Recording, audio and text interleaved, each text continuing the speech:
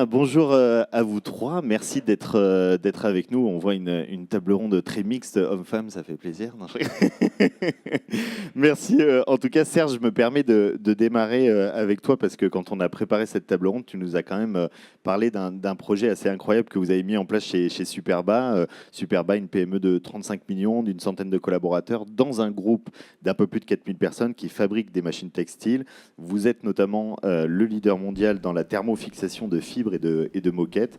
Vous investissez une douzaine de pourcents de votre chiffre d'affaires dans la R&D. Et justement, il y a quelques années, vous aviez un énorme besoin d'automatisation dans le monde du textile pour automatiser et robotiser des nœuds de bobines.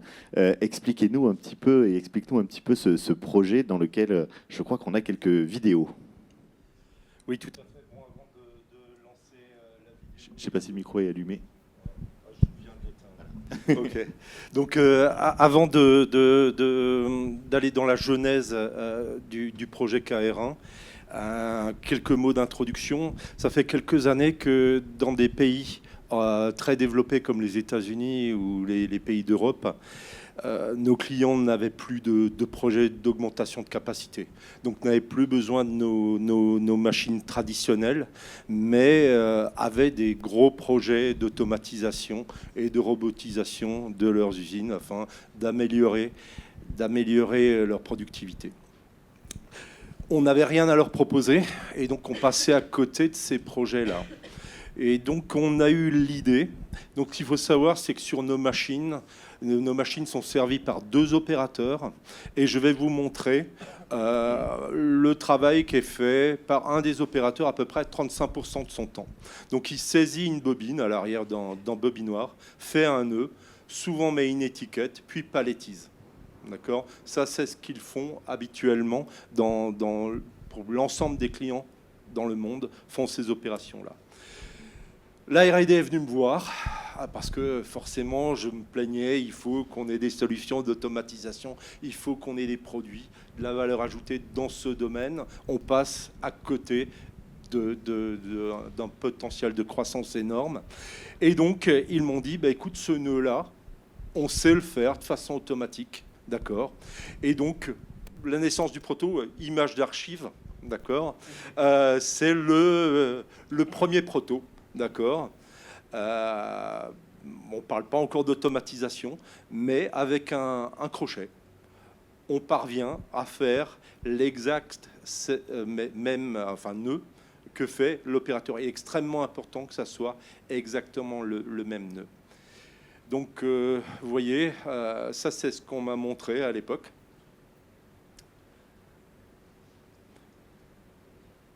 Et le carton est d'origine, on recycle.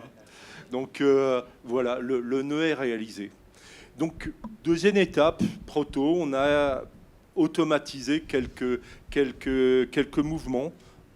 Pas tous, hein, vous voyez, on a encore certains mouvements faits manuellement, mais le reste est fait à l'aide de moteurs pas à pas, de logiciels. Et donc, ce nœud est fait maintenant. Puis l'étape suivante, donc là, la machine complètement finie sur un fil aramide, donc un fil qui n'est pas d'habitude utilisé dans les process qu'on connaît, c'est du fil technique, hein, Nomex, Kevlar, mais on sait aussi faire les nœuds sur des bobines de fil technique. Et enfin, parce que je veux laisser la parole à mes collègues, la vidéo de la solution finale.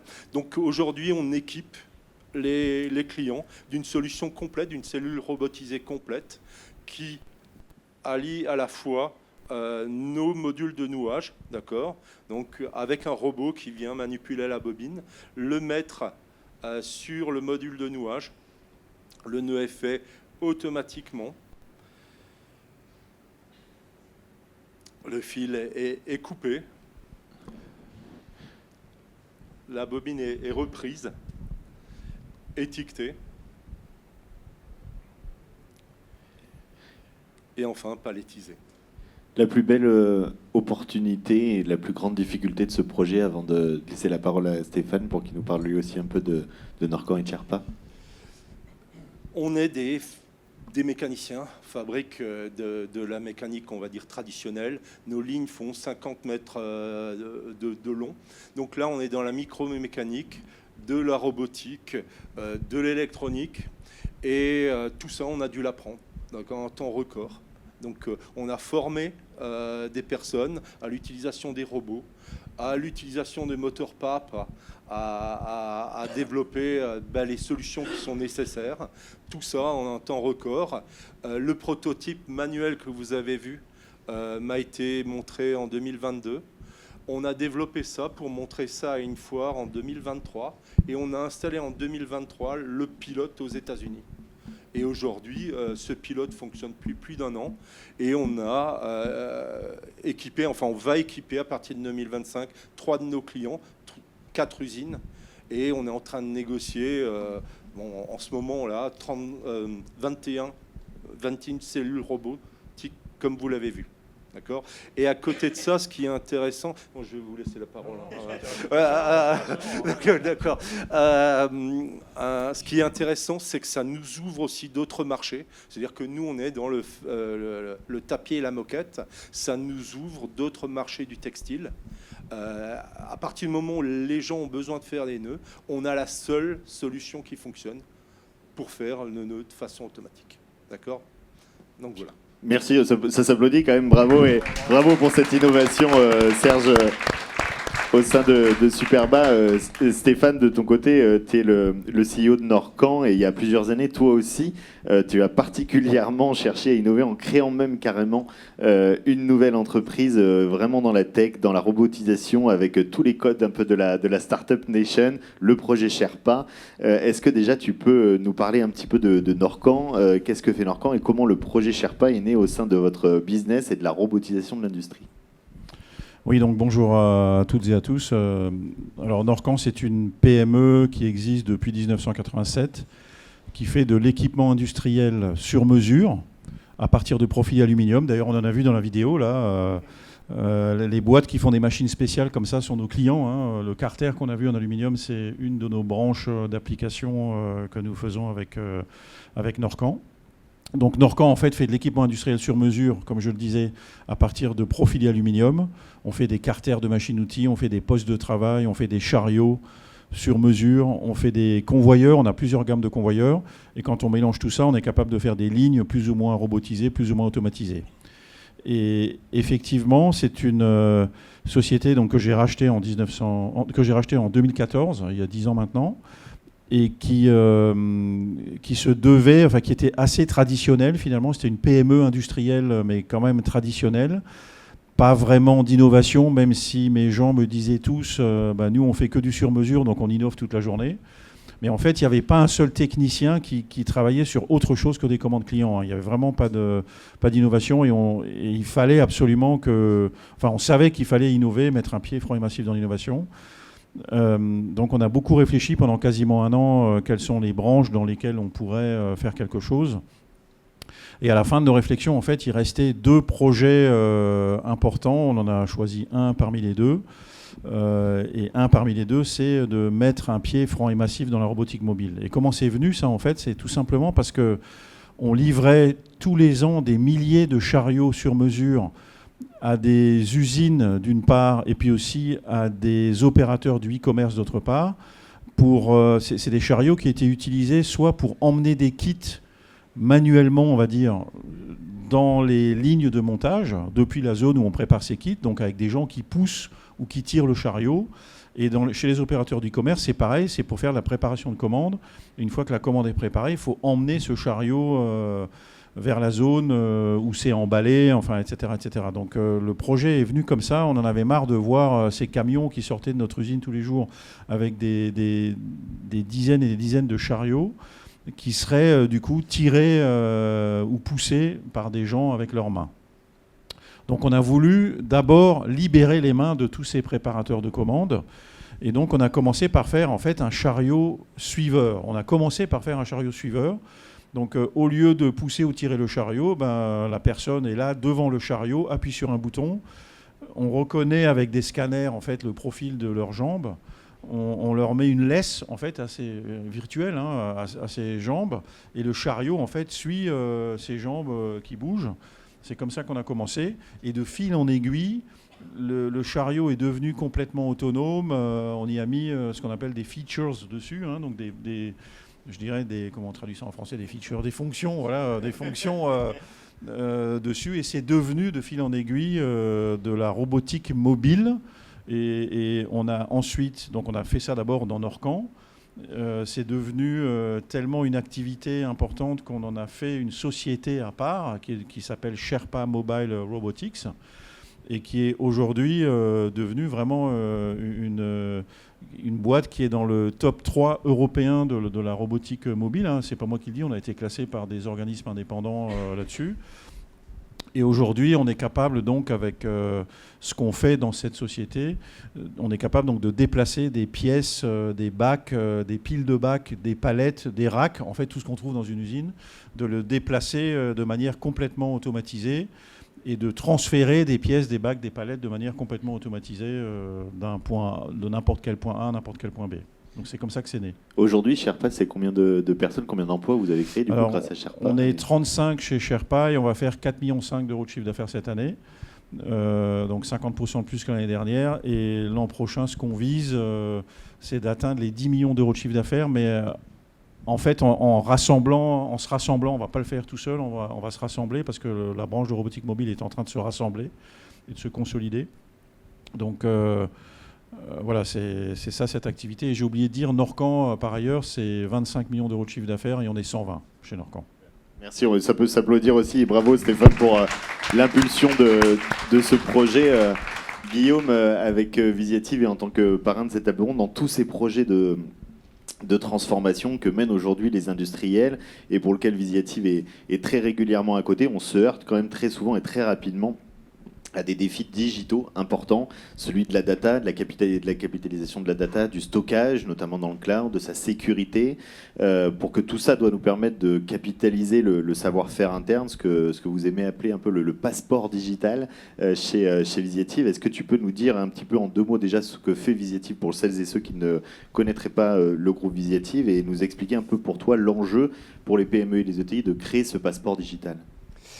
Je vais t'expliquer ça.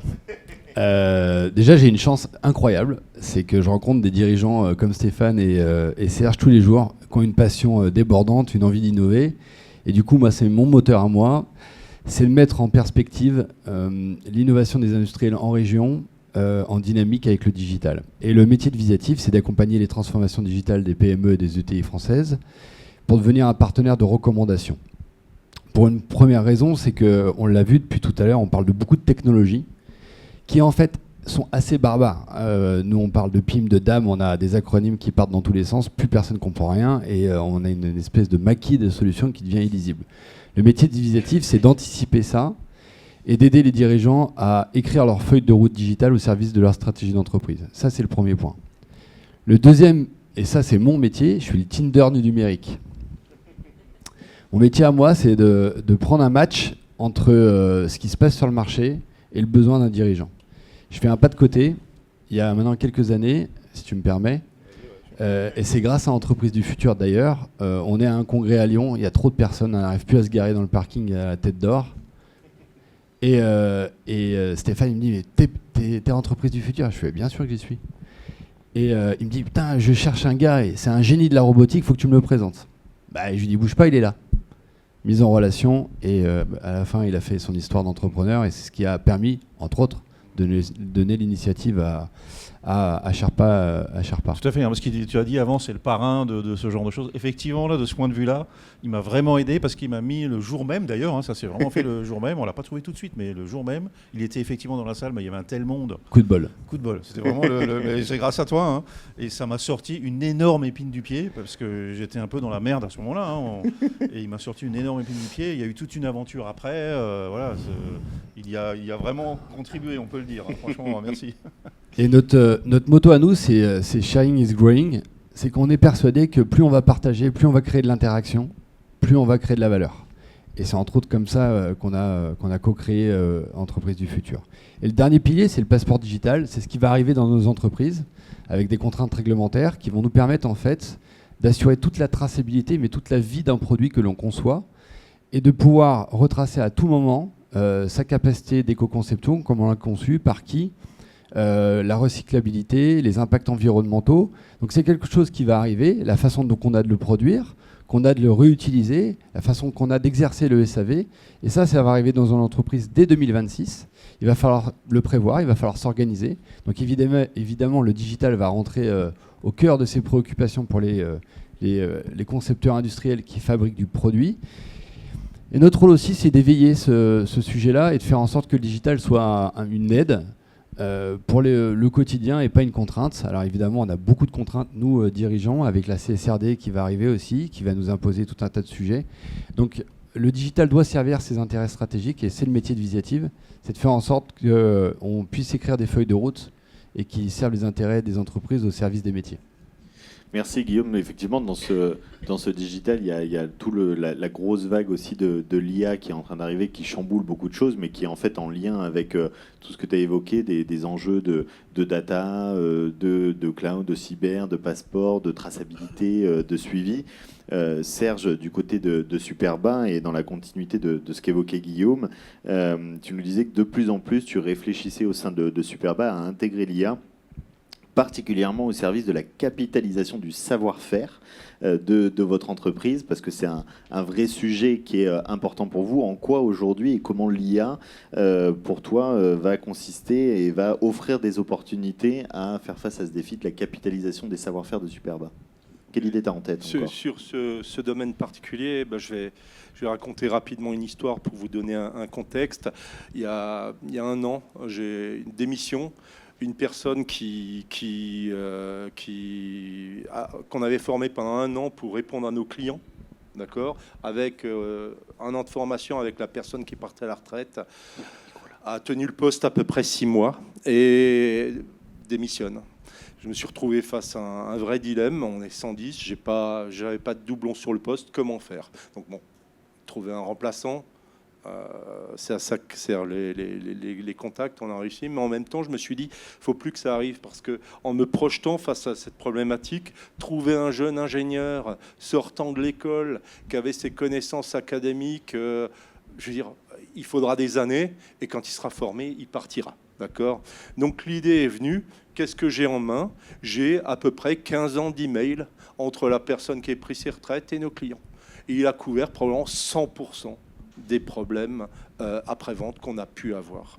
Donc l'idée est venue de, on va dire, je vais simplifier, entraîner une IA avec ces dizaines et des dizaines de milliers d'emails afin d'avoir un outil qui va élaborer des réponses et qui va aider nos services techniques à répondre aux clients par rapport à des connaissances qu'ils ont potentiellement plus, parce que c'est aussi des vieilles machines.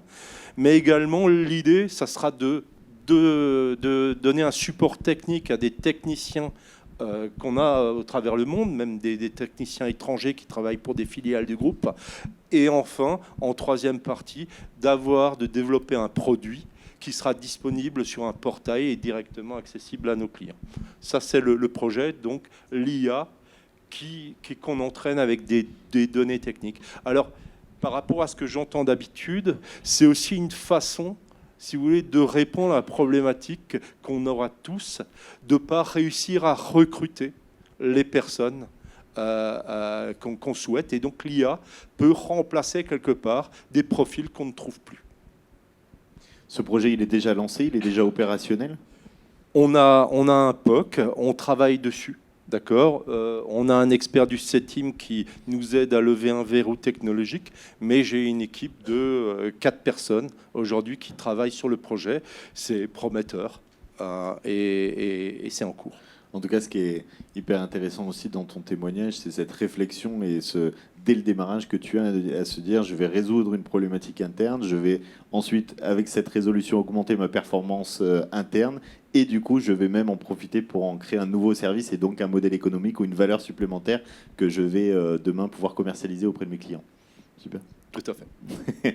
Merci beaucoup Serge. Stéphane, de ton côté, l'IA chez Sherpa, j'imagine que c'est au cœur de vos préoccupations, de vos expérimentations, de votre modèle. Vous en êtes où chez Sherpa autour de l'intelligence artificielle? Comment vous traitez ce sujet? Qu'est-ce que vous faites et où vous en êtes? Alors, je rebondis juste sur ce qu'il a dit. Chez Norcan, en fait, on réfléchit aussi beaucoup à l'IA pour mieux capitaliser, parce qu'en fait, on fait des milliers d'applications tous les ans. Il faudrait vraiment capitaliser d'un commercial à l'autre, en France, en Allemagne, dans nos filiales, et on a beaucoup de mal à faire ça. Et on cherche aussi une solution d'IA pour nous aider à capitaliser de manière beaucoup plus efficace, ce qu'on n'arrive pas à faire. Un commercial dans une région, il ne parle pas tellement à un autre commercial dans une autre région. Les commerciaux, c'est des gens un peu, comment dire, leur business, ils partagent peu. Donc on travaille sur des sujets comme ça aussi.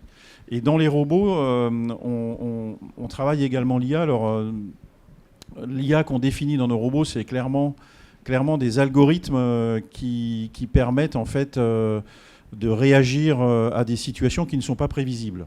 En fait, nous, c'est comme ça qu'on définit l'IA. Et effectivement, dans nos robots, il y a beaucoup d'algorithmes qui sont liés à l'amélioration de l'expérience client qu'on réalise. Par exemple, éviter un obstacle. L'algorithme qui permet d'éviter un obstacle, c'est un algorithme complexe, parce qu'en fait, par définition, l'obstacle, on ne sait pas le prédire. Ça peut être n'importe quoi. Donc, on a de l'IA dans cette fonction d'évitement d'obstacles. On a également mis de l'IA avec des routines particulières quand le robot est arrêté, parce que le client déteste évidemment que le robot soit arrêté, mais des fois il s'arrête, c'est même pas de notre faute. Je sais pas, le Wi-Fi il tombe ou il y a un truc qui se met en travers alors qu'il est en train d'accoster. En fait, on a défini une fonction qui s'appelle retry, réessaye, pour ne jamais arrêter le robot justement. Donc à un moment donné, quand il est bloqué, on lui dit, je sais pas, recule un peu. Vois ce qui se passe autour de toi, en fonction de ce que tu vois, trouve un autre moyen de faire ce que tu voulais faire.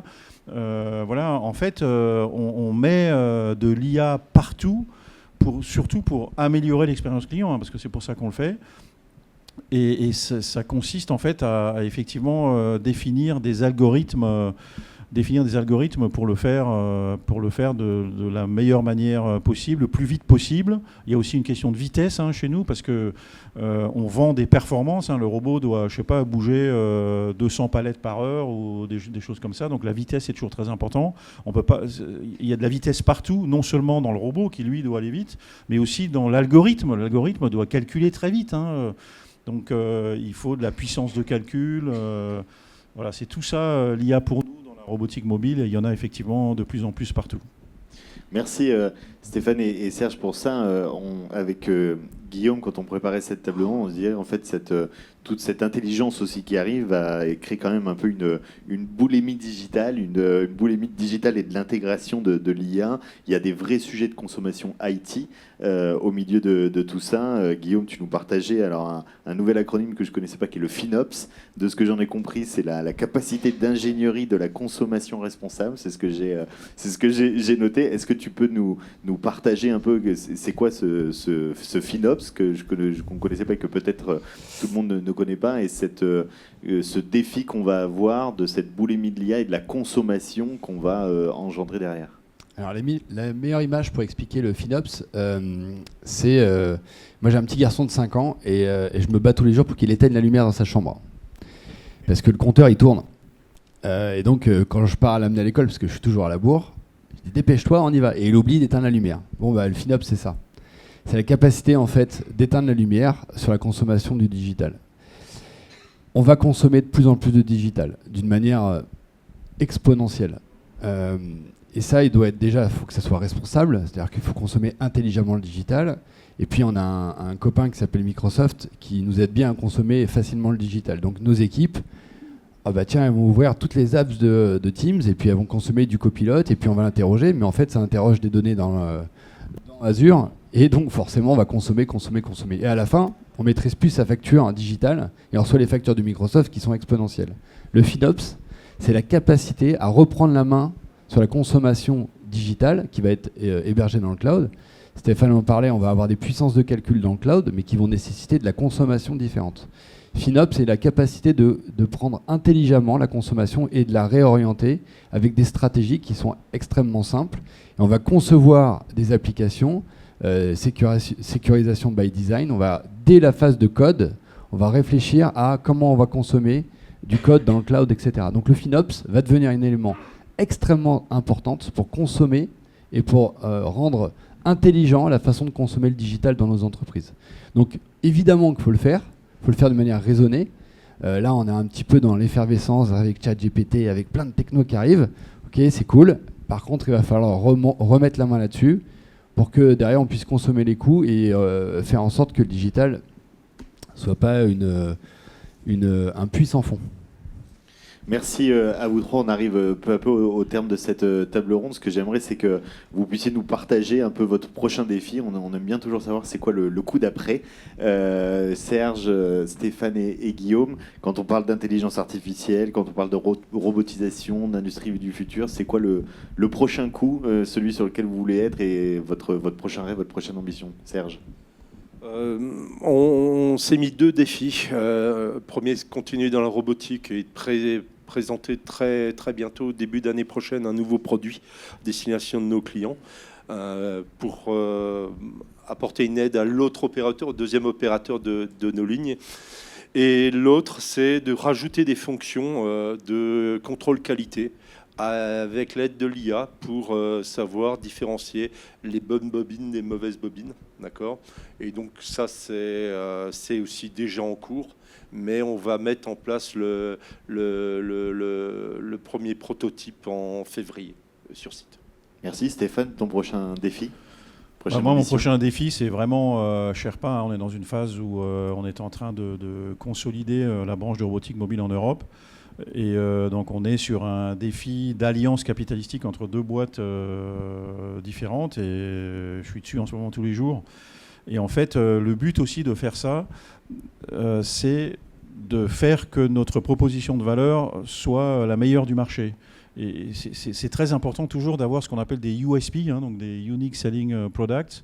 Nous, on a clairement défini les 3 USP sur lesquels on veut être les meilleurs sur le marché. Donc, par exemple, proposer la gamme complète de robots mobiles pour tous les sujets de mobilité et de flux dans les usines, ça c'en est un. Mais il y en a une qui est absolument folle, c'est qu'on va être capable avec ce truc-là de baisser nos prix de vente tout en augmentant nos marges. C'est quand même le faire. Ça, c'est balèze. Et ça, c'est balèze. et on fait ça grâce à de l'électronisation aussi. On va électroniser plus nos robots. Mais c'est un projet passionnant. Voilà, mon défi, c'est de réussir tout ça. Super, bravo Guillaume. Prochain défi, prochain rêve, prochaine ambition. C'est pas d'éclater le temps parce qu'on l'a explosé. Mon prochain rêve, c'est de faire en sorte que ce truc-là, que j'adore. Le cloud. C'est un enregistreur intelligent qui retranscrit les réunions et qui fait gagner du temps à tout le monde. Ça pose d'autres questions de responsabilisation, d'intelligence, de remonter des informations dans le cloud. Néanmoins, en fait, c'est de faire en sorte que chez Visiative, on ait des équipes qui soient augmentées. Augmentées, ça veut dire que les tâches à non-valeur ajoutée, ou en tout cas qui peuvent être augmentées, doivent l'être. Aujourd'hui, je ne conçois plus qu'un collaborateur n'est pas, à un moment donné dans sa journée, moi j'utilise tous les jours ChatGPT, parce qu'en fait, ça change ma vie. Ça me fait gagner du temps, ça me fait gagner de la productivité. Donc mon enjeu chez Visiative, c'est de faire en sorte que déjà les collaborateurs se sentent bien chez Visiative, veulent y rester, donnent du sens. Et comment moi, le digital, ce que je préconise aux clients tous les jours, ça soit un avantage compétitif chez Visiative. Super. Merci beaucoup, on peut les applaudir bien fort. Merci à tous les 3 pour ce partage d'expérience.